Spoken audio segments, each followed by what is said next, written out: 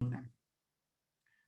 Okay, pleasure to be able to do a little learning with you tonight. Our biblical personality is a man called Cheskia ben Manoach, who wrote a commentary called the Chizkuni. And I was really inclined to skip the Chizkuni because the kind of premise of this series is that we spend some time learning about the biography of the commentator, and then we jump into the text of the commentator and sort of see them in action. And I was thinking of skipping Chizkuni because he's a black box. He is just a mystery. We know almost nothing should be nothing about his biography. We know his name, and we know like the century, more or less, and we can kind of place him, roughly speaking, on the map, but it's about all we have. Okay, so if you pull up the map for a second, let me see if I can pull up the map for a second. If you have the source sheet, you will see that I just put on a map of present day Germany, France, and Spain to give you a sense of where this man was operating. And we basically think that he's in northern France. Okay. So France is the let me see if I can get this on the screen. France is the byway, okay, between Sfarad and Ashkenaz. Sfarad is Spain, Ashkenaz is Germany. Again, these countries don't exist as they exist today, but the regions of German lands, French lands, Spanish lands, as we would say. So in southwestern Germany, present-day Germany is Worms and Mainz, and that's where Rashi and his yeshiva are, and that's where his descendants live. You have Provence, which is a major Jewish community here. We're talking in the 13th century in southern France, and obviously there's a lot of activity that links Spain and Germany among the Jews of Provence.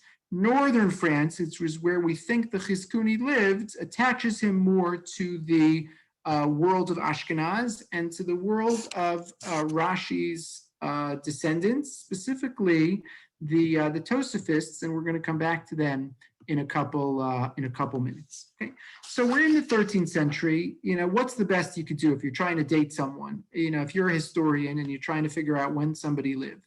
So the best you could do, all right, there's two things, right? So you can look at the materials that they cite and try to find the latest material that they cite, right? So that'll give you the kind of the latest possible date at which a person lived. And then you can look at the material that they wrote and see if anyone cited it, right, definitively. So again, it's a guess, but there's one doctoral dissertation by a man named Yosef Priel, who published it, I think, in around 2010. And his best guess is that we're in the middle of the 13th century, that this commentary was authored, somewhere around 1240, 1250. We have works at the beginning of the 14th century that seem to cite it.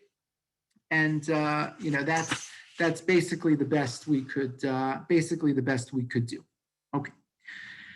So we'll come back in a second to why we're learning Chizkuni and why it's an important commentary to know and to know about. But let me say a few words of introduction. Again, we're less grasping at straws from a biographical perspective, but we can say something about the text itself. So the sources, as we know, as you might expect, so you have all of Tanakh and you have all of the Mishnah and the Talmud and Midrashic literature. So those are at his disposal. He knows Rashi and he knows Ibn Ezra quite well. And he seems to be most aligned with a school of thought of the Rashbam. We didn't spend time on the Rashbam in this series, but the Rashbam is the grandson, one of the grandsons of Rashi, who is really the most extreme Pashtan, which is to say in the spectrum of pshat and drash, he's almost right at the furthest end of that spectrum, dedicated almost to a fault to the notion of pshat.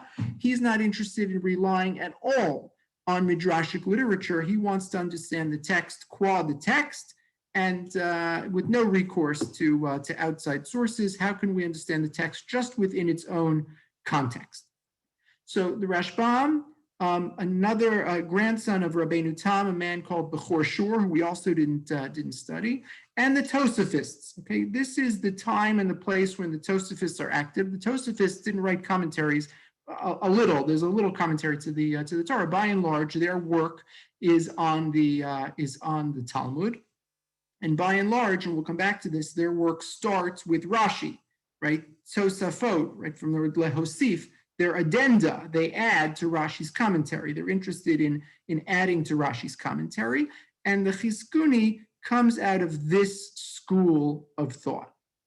One interesting thing about the sources that Chizkuni cites, and he actually mentioned this in his introduction. He doesn't have a formal introduction, but it was quite common in the medieval period to write an introductory poem to your commentary, and good luck deciphering it. It's poetry, and maybe you could understand what it means, but it could mean 17 different things. So I'm exaggerating a little, but not too much. It seems like what he means in his introductory poem is he says, I'm not going to tell you the names of most of the sources that I cite because, and this is actually interesting because it's such a modern concept, I don't want to bias you.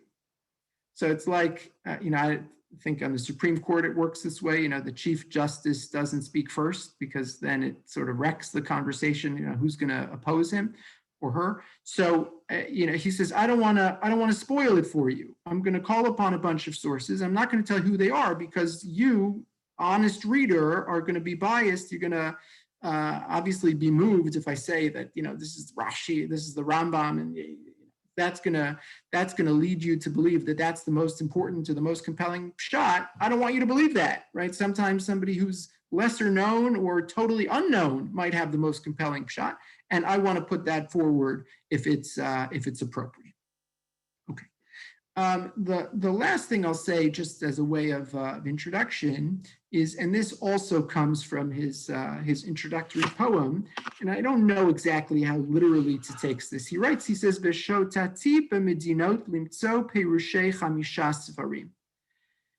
So, like, I swam around, to various countries searching for perushim to the Torah. So I do get the impression that he was very interested in aggregation. So, literally or figuratively, I don't know. There's no such thing as a public library, in the 13th century, but there are collections. There's not even books, right? This is well before the printing press. There's manuscripts. So maybe he traveled to different provinces and different lands in search of various commentaries.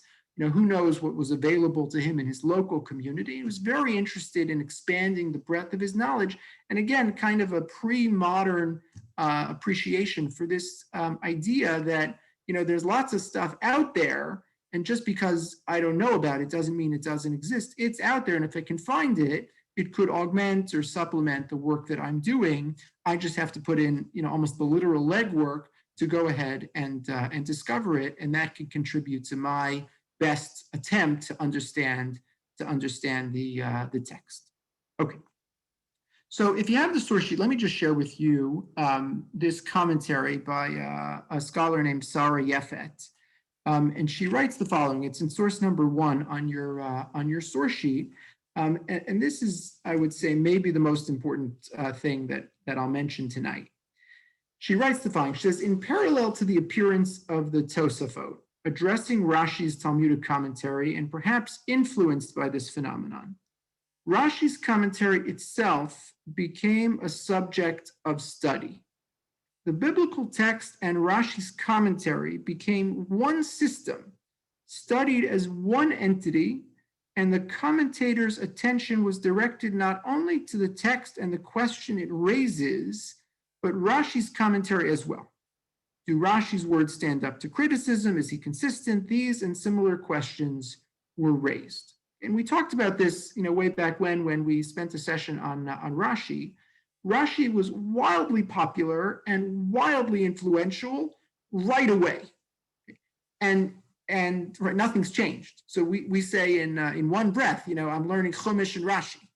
Sometimes they don't even say the word and, just Chumash Rashi. It became one unit, as if to say, like, there was this integration between Rashi's commentary and the text itself, the Torah Shebechsav and the Torah Shebal Peh, such that you weren't looking at the text through, it's not like you opened up a King James Bible and started looking at it. No, you looked at the text and Rashi, and then you started thinking about the text. Rashi was so integral and so indispensable, right, as Sariyef, so nicely formulates this. It became a singular unit. And just keep this in the back of your mind. It's true for a number of commentaries to the Torah, but it's maybe particularly true when you think about the commentary of the Chizkuni. He's approaching the text from a position of, let me first assume that everybody has Chumash and Rashi, and then we can move forward. And my interest is not understanding, right, necessarily the best way to interpret the text. It's the best way to interpret Chumash and Rashi, right? And that's a very different agenda and very different task from a number of the commentaries that we've studied over the course of this series.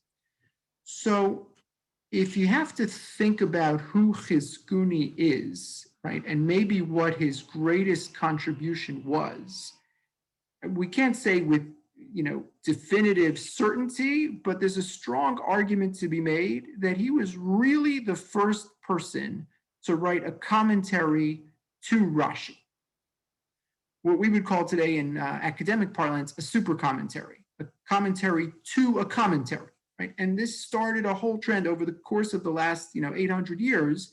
So I think there's like 500 super commentaries, 500 commentaries written to Rashi's commentary, right? And Chizkuni was the pioneer of this cottage industry.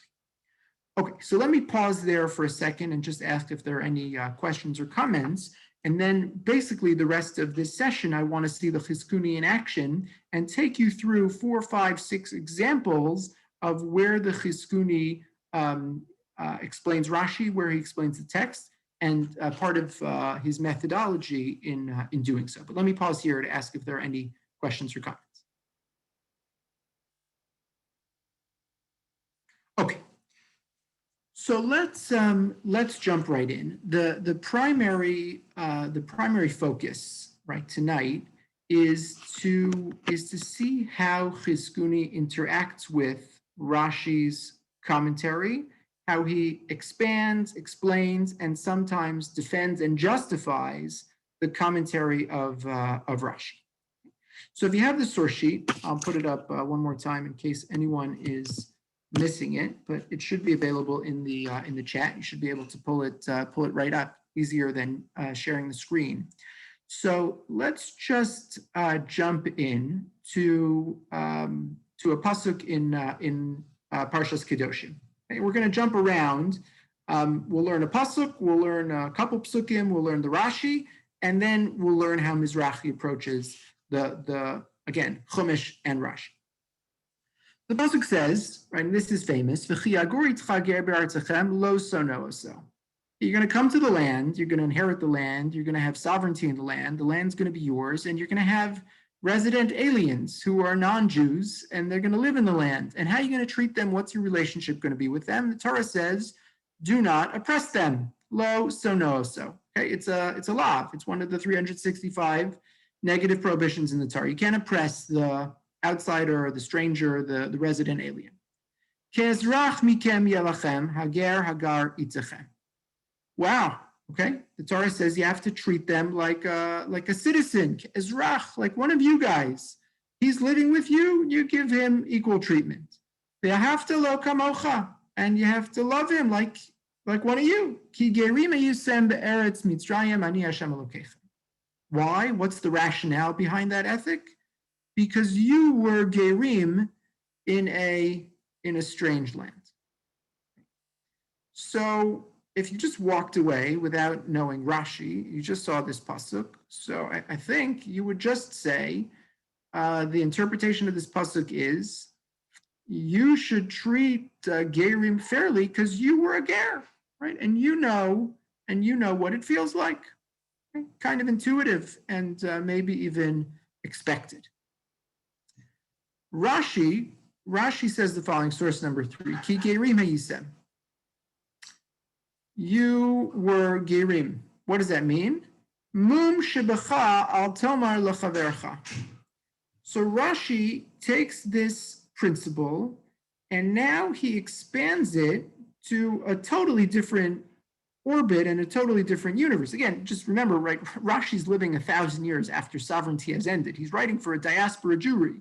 So when part of his mission is to make the text relevant to people reading it in his generation and every subsequent generation. So he says, what's the relevance of a pasuk about how to, it's not us, that's not until 1940, it's not, we're diaspora Jews, we don't have we're the Gerim, right?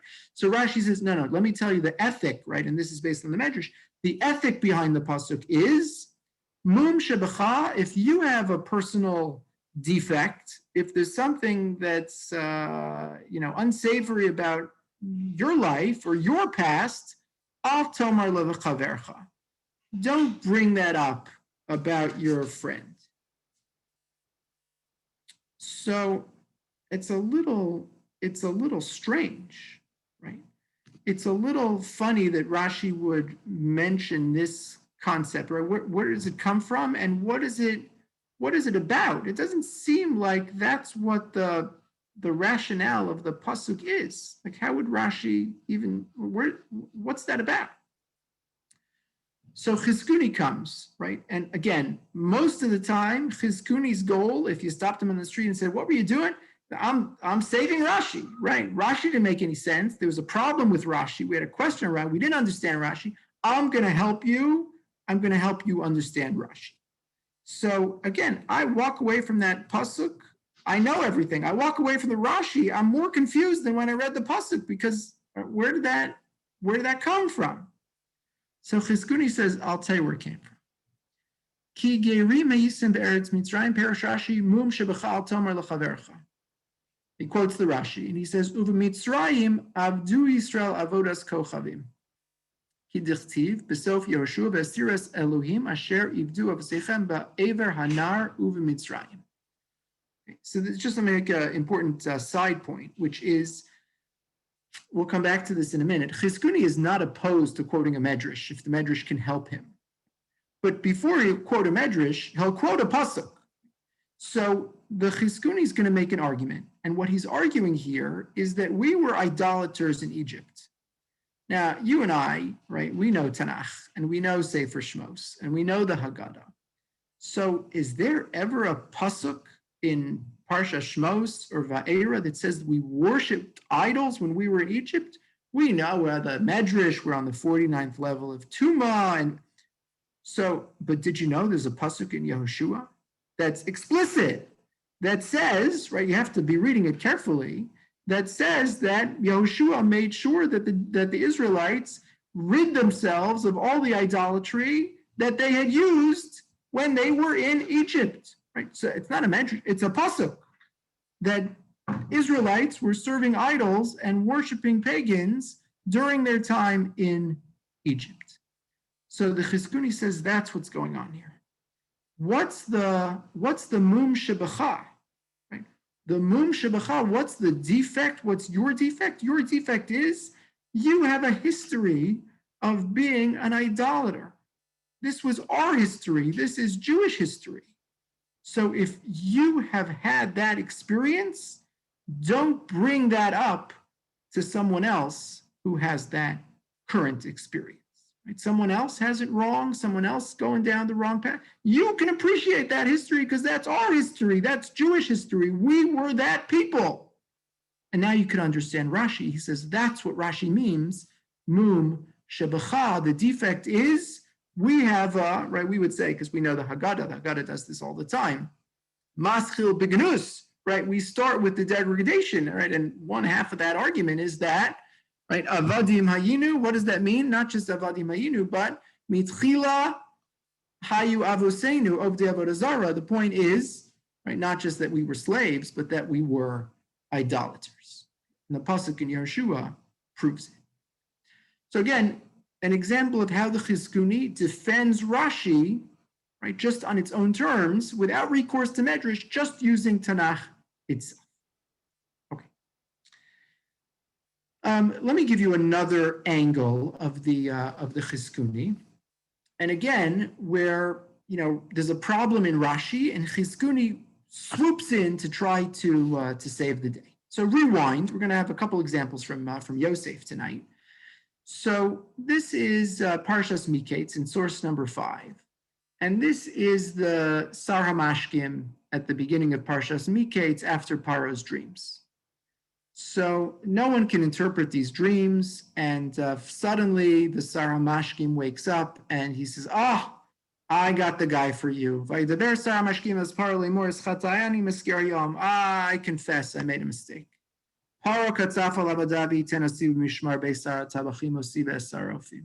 You remember, you were upset at me. The Sar Ophim was with me. He threw us both in the dungeon. And we each dreamed each other's dreams. Yosef,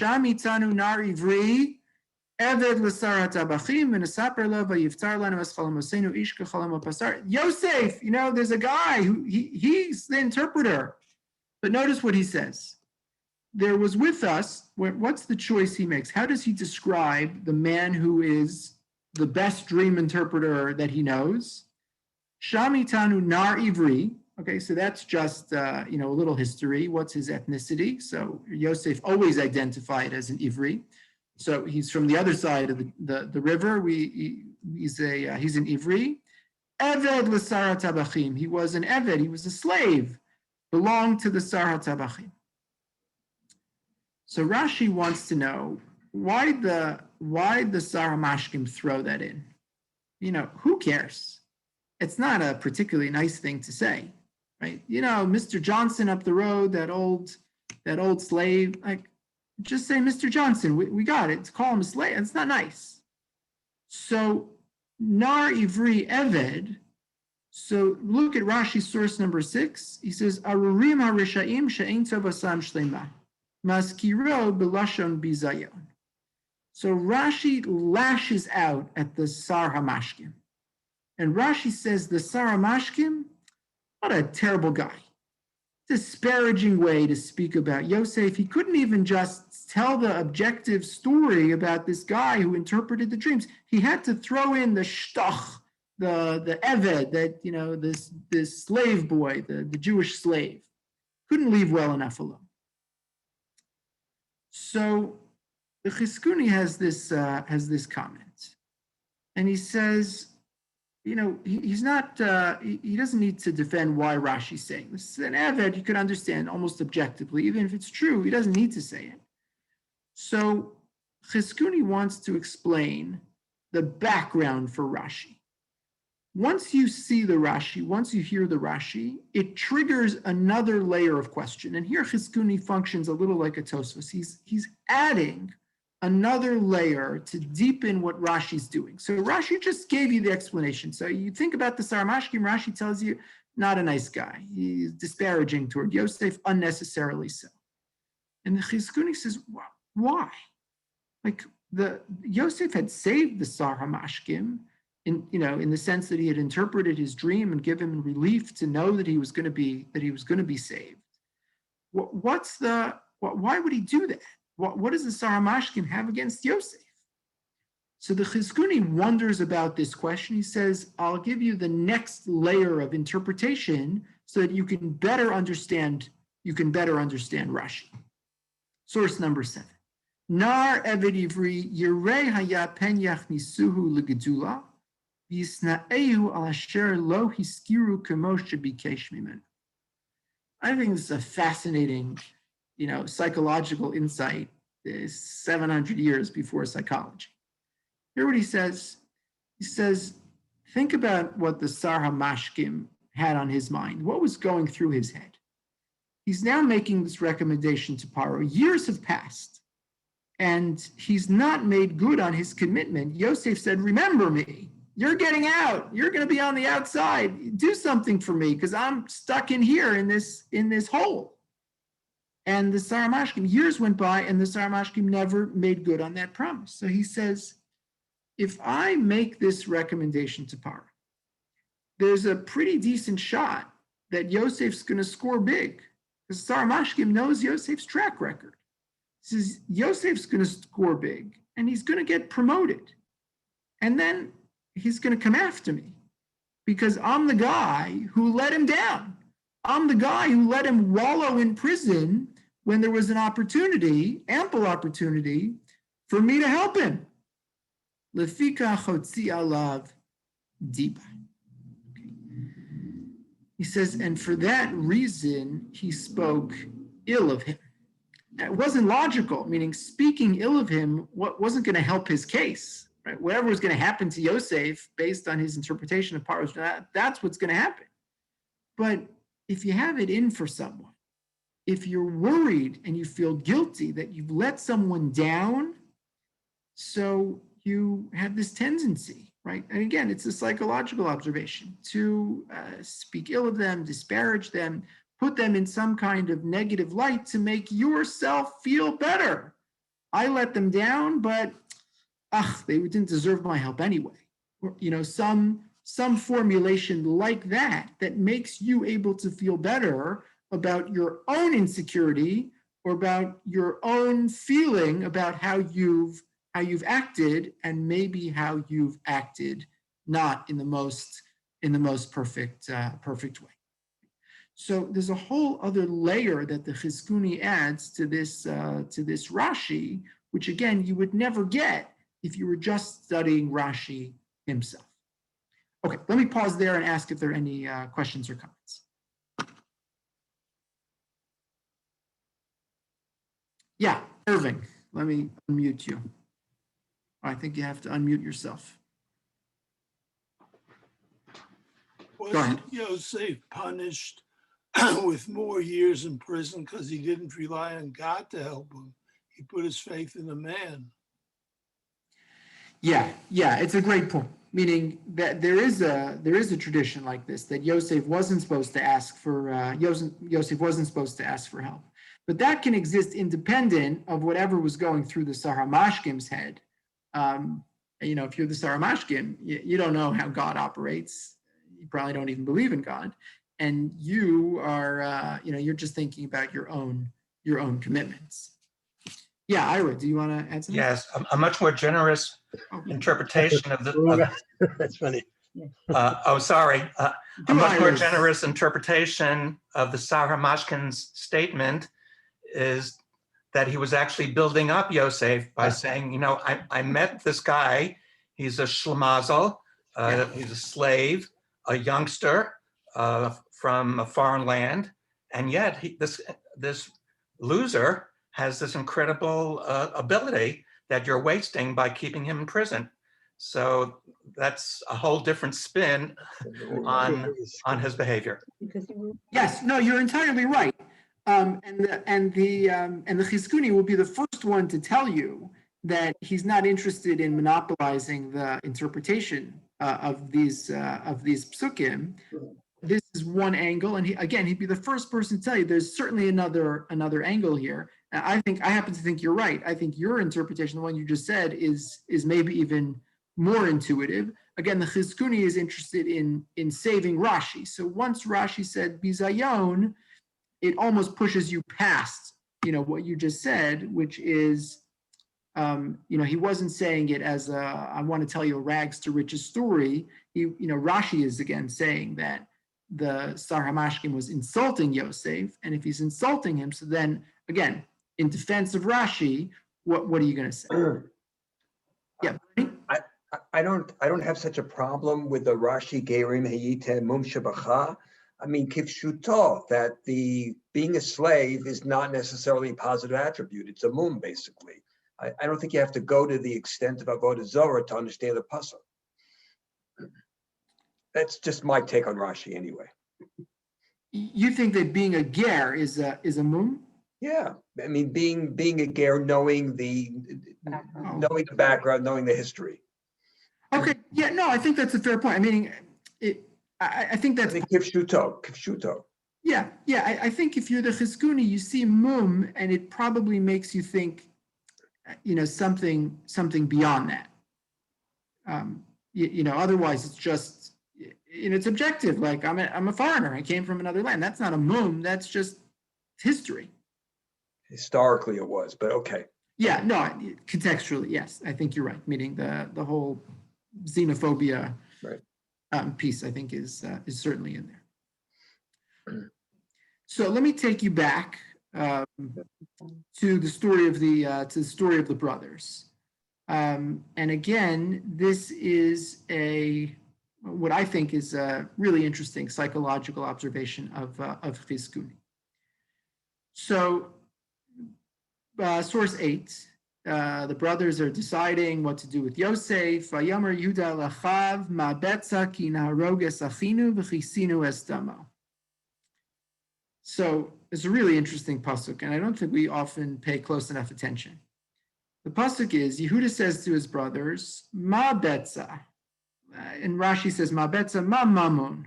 Like what gain, what benefit do we get? What benefit accrues to us? Ki naharog es achinu, if we kill our brother.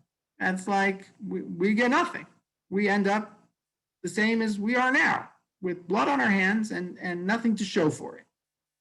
Okay, so the pasuk should just stop there, right? He's going to go ahead and suggest they could, there's an alternative plan. They could sell it. V'chisinu es damo. What do we get if we kill our brother and cover up his blood? So why did Yehuda say that? What is that about? Right? Is he alluding to the fact that they were going to cover up his, like, what does that mean? So Rashi says, "V'chisinu es damo v'na'alim es misaso."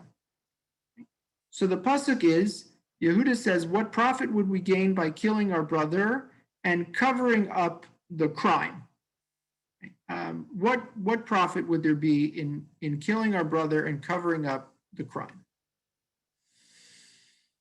But it's hard.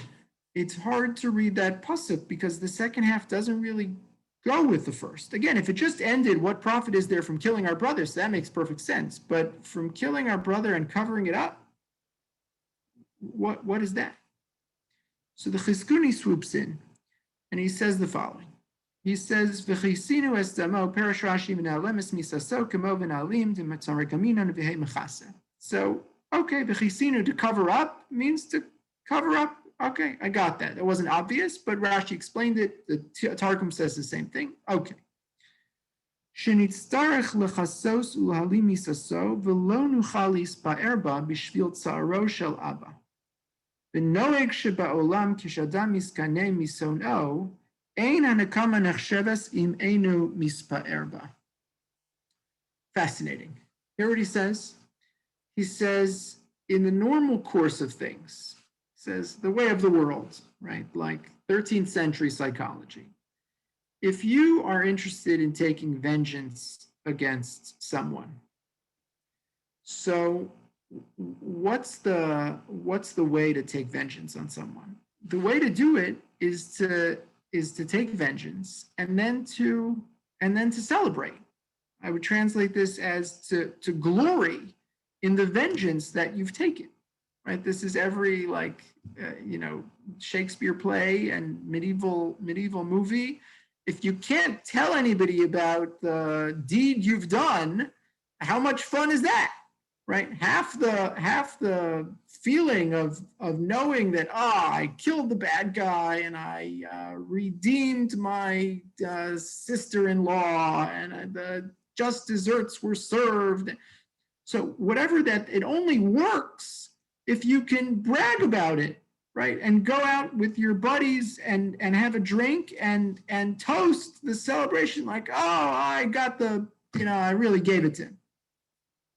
And the Chizkuni says, we hate this guy, right? Yosef saying to his brother, we hate this guy. He's the bane of our existence. We want to get rid of him. But how is it going to help us if we get rid of it? We won't be able to tell anyone because of all the pain it will cause our father. So he says, ma betza, what gain? Doesn't just qualify ki naharog es achinu, it qualifies ma betza v'chisinu es damo.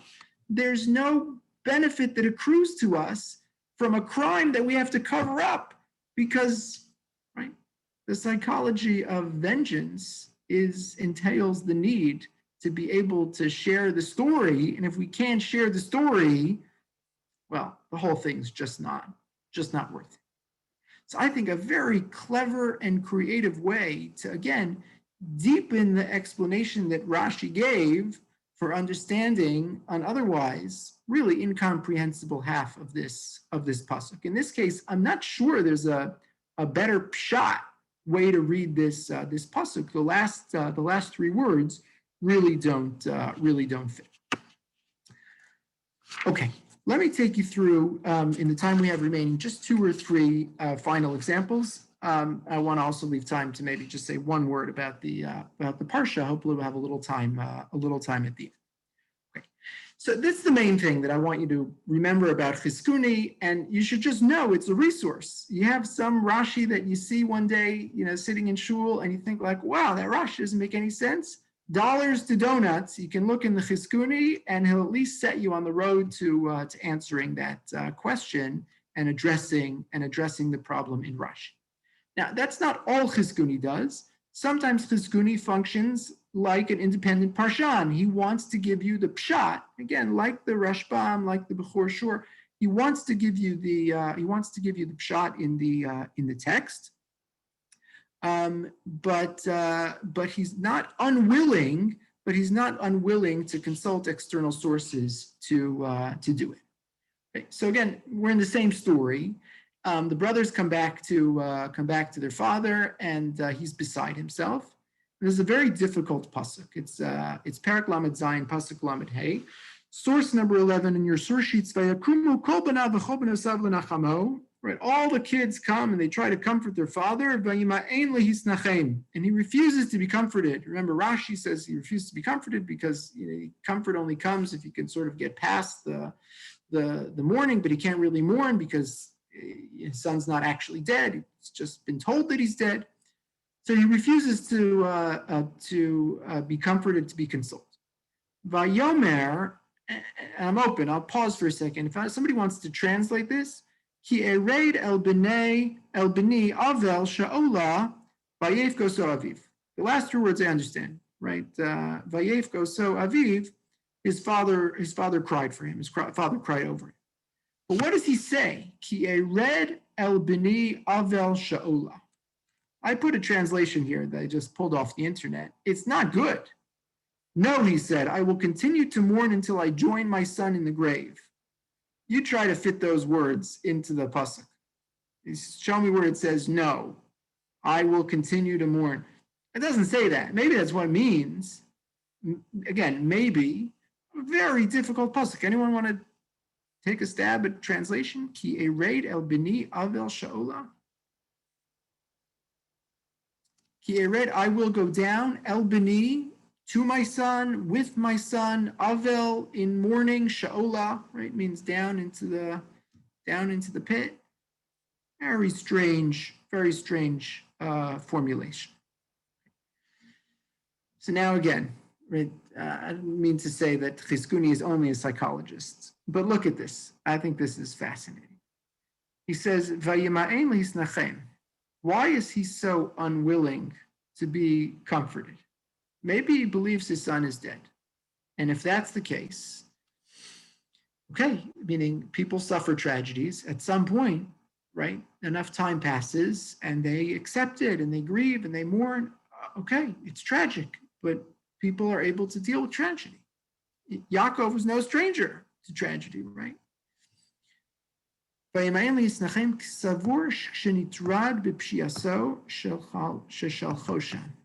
he know what his problem was? His problem was his guilty conscience. His problem was he knew that in some way he was guilty for sending his son into the lion's den. Whether he suspected his other sons were guilty, whatever doesn't matter. But he knows, fact number one, he sent his son on a very dangerous mission.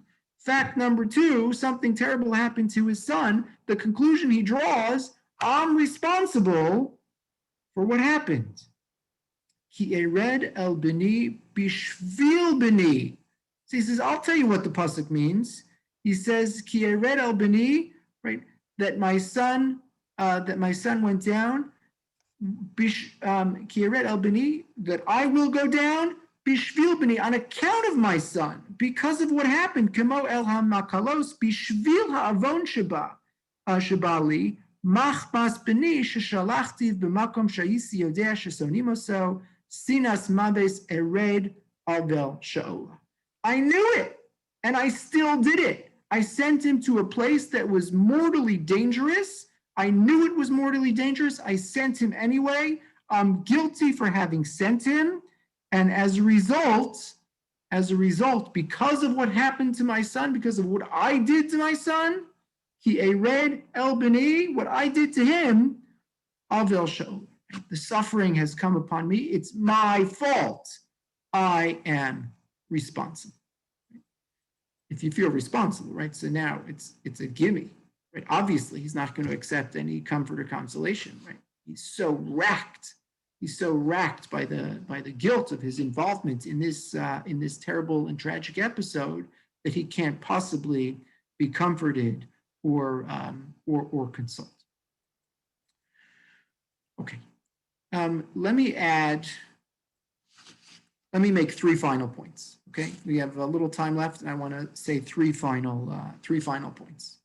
Someone asked me recently about the Sheish Zechiros. In the end of Shachris, in any siddur, you'll find a page that says Sheish Zechiros, 6 remembrances. There's 6 times, there's different ways to count, but 6 times where the Torah says that there's a positive obligation, Zachor something, right? Remember Mitzrayim, and remember Revelation, and remember Shabbos, remember the month. One of those times is about Miriam. Okay. So the pasuk says, source number 13. This is Parshas Kiseitse. We're not learning about Saras, but there's a lot of mitzvos in Kiseitse. This is one of them.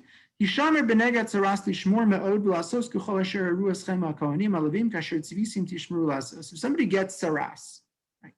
So you have to be very careful. Whatever the Kohanim say to do, you just follow their rules, because you have to be very careful when it comes to tzaras. Zachor es asher asa Hashem elokecha leMiriam b'derech b'tischem mitzrayim. And this is one of the Sheish Zechiros. Remember what Hashem did to Miriam on the way out of Egypt. So Rashi says, right, his pshat, and here we'll see Chizkuni says an alternate pshat. So Rashi, Zachor es asher asa Hashem elokecha leMiriam im batei lizhar shelo tilake b'tzaras. If you want to be careful not to be afflicted by tzaras, remember Miriam. Al tisaper lashon hara. Don't fall into the trap that she fell into. She spoke lashon hara. She was afflicted with tzaras. Don't fall into the same trap. Okay, beautiful. Chizkuni says, now I'll tell you a different pshat. Ishamer b'nei tzaras shelo tahader p'nei gadol liftor milashalcho chutz l'shalosh machanos sherei zachoras asher asa Hashem elokecha leMiriam. This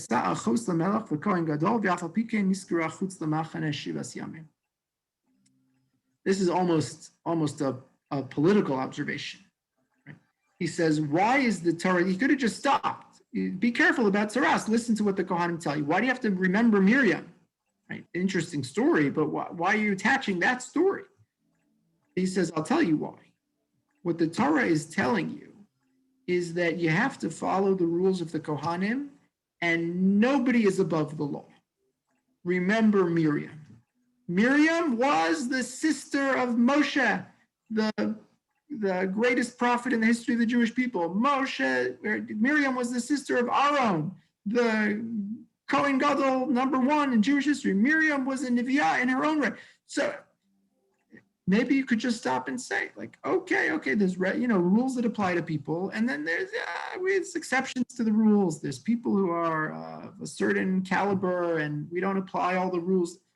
Chizkuni says, just stop right there. The Torah doesn't operate that way. No one is above the law. Miriam, and what we do with Miriam? Quarantine. Straight right? Just apply all the laws of Tazria Mitzora. We learn them, and at the end of it, so now you got him. She's guilty, and off she goes. And no quarter. There's no special privileges for people because of their station in life, right? What an extraordinary message to extract. Maybe this tells you something about where he's living or when he's living or the people that he's dealing with, but right, a fascinating, I would say, even political insight into how to deal with authority and how to deal with people in positions of power. They don't play by different rules; they play by exactly the same rules, and obviously, right. So I think there's an impeachment trial starting today. So these are timeless messages about what it means to be in a position of power and be beholden to the same rules as every other person. Okay, two last points. The penultimate point I want to mention is, and I alluded to it earlier, even though the Chizkuni comes from the Rashbam's Pshat tradition, he's not above using a medrash to help suss out the Pshat. So here's an example, and it comes straight from our parsha. Do you ever notice this? Vayidaber Elokim es kol hadvarim ha'elu limor. First of the 10 Commandments, Anochi Hashem Elokecha asher hotzeisicha me'eretz Mitzrayim beis avadim lo yeh lecha elohim acharim al panai. So, Anochi Hashem Elokecha. There's a problem with that formulation. Because who's Hashem speaking to when he says, I am your God? So we lose this in translation because the word your in English doesn't differentiate between singular and plural. But it does, there is a distinction in Hebrew, right? And Elokecha, right, is not Elokechem. Elokecha is singular. So who's Hashem speaking to at this moment? Why is it in the singular when he's speaking to a nation of hundreds of thousands of people? At Revelation, it should say, Anochi Hashem Elokechem. That's the normal formulation. Why is it Elokecha? Singular. Bizarre. He's not speaking to one person. He's speaking to many, many, many people. Chizkuni says, I'll explain it to you with the Medrash. Anochi Hashem Elokecha Amar Rabbi Levi. Quotes the Medrash from, I think it's a Tanchuma.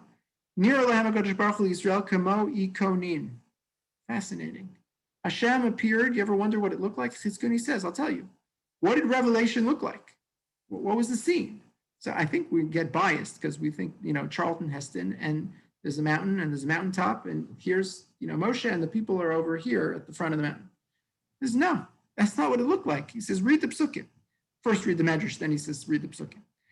Hashem appeared to the Jewish people like an ikonin, like an icon, sheyesh la panim l'chol tzad, which has faces on every side of it. I'd say almost like a totem pole that, with faces on all sides. And 1,000 people could be looking at it, and it looks at all of them. That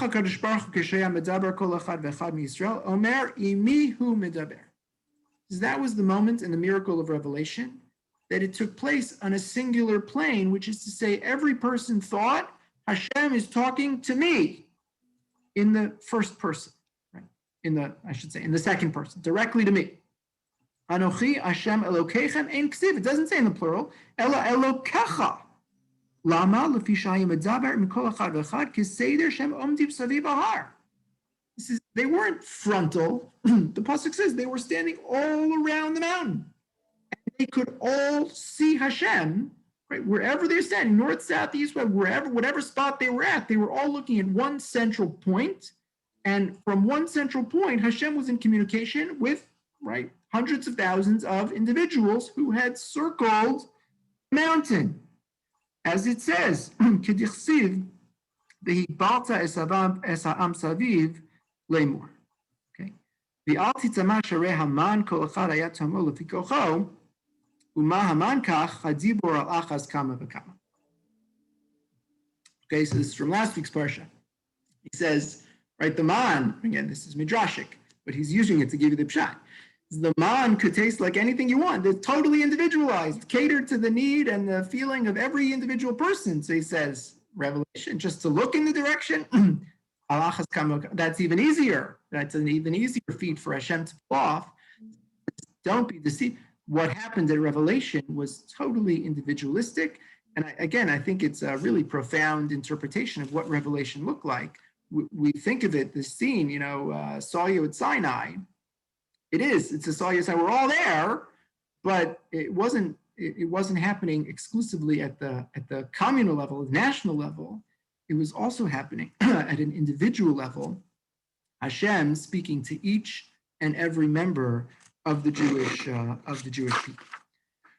Okay, the last point I want to make, also from our parsha, and this is just to end with a kind of cute note, but to combine it with something serious.